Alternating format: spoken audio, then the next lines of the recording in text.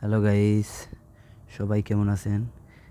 এই কনকনে শীতের মধ্যে অনেক শীত, যদিও কোনো ভাষায় প্রকাশ করতে পারতেছি না। আসলে এত পরিমাণ শীত যে কি বলবো এখন।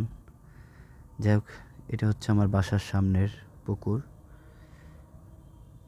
পুকুরের চারপাশে একটু সবাই দেখুন, চারপাশে এত সুন্দর গাছগাছালি, অনেক গাছগাছালি, বিভিন্ন ফলের গাছ, বিভিন্ন গাছ, সবুজে শ্যামলের গাছ, সবুজে ঘেরা চারপাশে।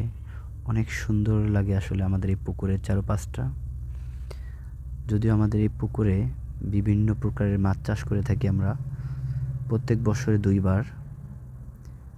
মাছগুলো আমরা